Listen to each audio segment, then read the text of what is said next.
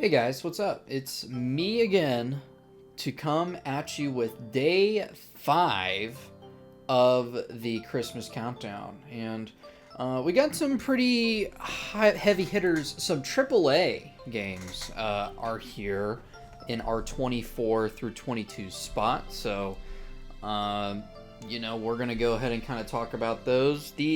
Again, some of these games are a little bit underrated, but we're kind of getting into a little bit more of like you either like it or you don't sort of territory, which I guess is like the definition of like a hidden gem, is that it's really good for people who have like a very specific interest in mind, But without any further ado, we're just going to jump into this, starting with number 24, which is Sid Meier's Civilization 7. Now, this game came out, I think, early last year. And the big thing that I have an issue with in this game is that when it definitely came out, it was not really like a finished product. Like, it really felt like I was actually playing like a beta of what Civ 7 was eventually going to become. That said, I really did enjoy the first couple games that I played, which I think means in turn that I ended up playing the game for like 50 hours or so. And then I think that also my wife also played like a game, so I kind of like was also able to watch like a third one. And overall, I really liked the new mechanics, but I do definitely see what puts people off in it. And it got to the point too where like I couldn't really like vibe with it anymore because it just really did seem weird. Like, yeah, you're leader staying the same, but then your like civilization changing all the time, and things just didn't really seem very like defined, as in like there wasn't like a unique thing that each civilization did. It definitely felt like the differences between each civ were almost like text boxes. Like I, for example, had no idea that I had like a special warrior unit that like replaced another warrior like type, because like the symbols in the UI just kind of looked the same and weird. And also just how like the buildings were in the game. In Civ 6, I think that game is like incredible, probably the best Civ game still. So if you ever are hankering with Civ, I really wouldn't like doubt you for wanting to play Civ 6 because it's such a complete package. Civ 7 feels like it'll probably be good in a couple years.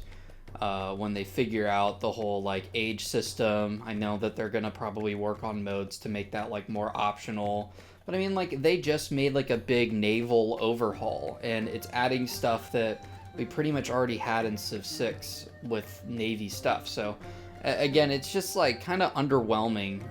It has mixed reviews. I think that I was probably one that usually comes to the defense of like Civ games, because I like Civ 6 when it first launched and it kind of had a similar thing. So part of me just wonders if this is just how Civ fans always are, is that they're always going to say that the previous version was always best, mainly because it's already like completed and has like a whole bunch of features. But I mean, like, Civ 5 is good, Civ 6 is good, Civ 7 is pretty decent. It's a pretty good experience. The only other thing, too, is that I'm pretty sure this is like a full-cost game. It's like $70, which really sucks. But the game is gorgeous. Like, it just has good graphics. The art style can be really slick and cool, too, but even the UI kind of has some issues. So this is definitely one of those things that's like mods can fix it, but it definitely needs a little bit more time in the oven. That's kind of why it's down this far on the list. But not so far down that we get down under, because at number 23, we are playing some Dinkum, released this year, which is really surprising because I played this game a while ago, and it just released this year. I figured I might as well talk about it because I don't think, if I have talked about it, I don't think I've talked about it enough. But this is a Stardew Valley Animal Crossing, like, it's more of like Stardew Valley, I guess, than Animal Crossing, but it's got like cute little chibi characters and cute little animals. You get little licenses. It's a survival life simulator. You catch bugs, you run away from crocodiles, you can get, search for treasure, all sorts of things. It's just like a really neat kind of RPG game. You know, you can fish, you can farm. Um, you got like funny townspeople, but it has like a lot of, you know, interesting things going on. I think that one of the main things that's actually really cool about it is that like there's like not really a time limit to the game, or you can like set the time limit. So it could get like really really late, and then you end the day whenever you want to end the day. So um, again, it's one of those games where it starts out pretty simple, but then there's just a whole bunch of things that you can do afterwards. Not really a whole lot much more to say other than it's a really solid package, and I think that they added like co-op as well, so you can go ahead and play some co-op Dinkum with your buds. Really nice, real good deal. I think it even has a demo, so there you go. Check out Dinkum whenever you can. Last one of today is a little bit of a heavy hitter. It just kind of took me by surprise, and I think it took a lot of people by surprise because people weren't thinking this is going to be really good. But I remember what might have been the Game Awards last year, but Sonic Racing Crossworlds has a very unique concept in that the gimmick of the game is that there's these rings and they will like teleport the race to like a different area, and that's like your lap 2. Your lap 2 is always going to be like a different spot. And also just to like, I'm kind of just surprised with how much more I'm warming up to the Sonic franchise in general. I think it's just become more and more of a mainstream franchise, and it's become a lot more palatable to me versus back in like the GameCube days. Maybe I was just a hardcore Mario kid, yahoo! Sonic Racing Crossworld definitely was nice, and it also came at a time where it really was like being compared a lot to Mario Kart World, which Mario Kart World is a great game, like don't get me wrong, but it just was a little bit like, yeah, Mario Kart World's pretty good, like it's not perfect, but it's pretty good. Sonic Racing Crossworld, I don't know if people really thought this game was going to be that good, but then like, holy cow, like the gameplay and like the customization and the tracks and the gimmick with, again, that like Crossworld gimmick. You got Minecraft, you got SpongeBob, you got Hatsune Miku. Like, it's really trying to become a little bit more like the Smash Bros. Of racing games, which I think is what a lot of people wanted Nintendo to do with like Mario Kart.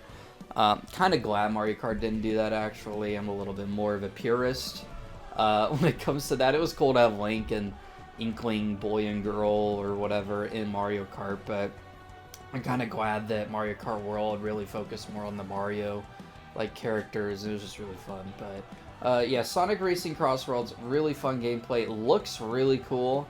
The only real downside to the game is its price.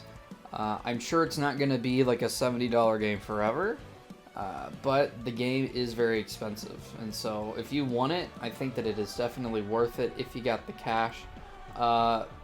You know, once you kind of get past the Grand Prix and the like rival mode, the online is a little bit weird.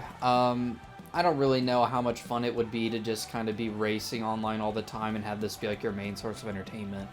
That's kind of why it's down this low, is that the replay value is definitely there with, again, the Crossworlds, but there just isn't like a whole lot to like collect other than just do races and grind it out and then get new stuff for your like license plate or whatever, so that you get different power-ups. But those gadgets and those license plates basically like add modifiers to your car are really, really cool. And I think that it's really nice that there's like different skill expression.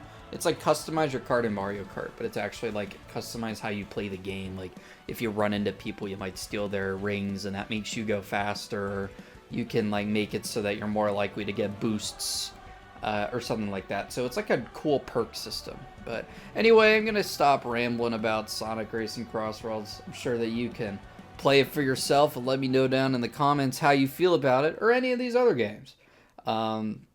Again, a lot of these are sort of hidden gems, but we will be back tomorrow for some more games. Okay, all right, here we go.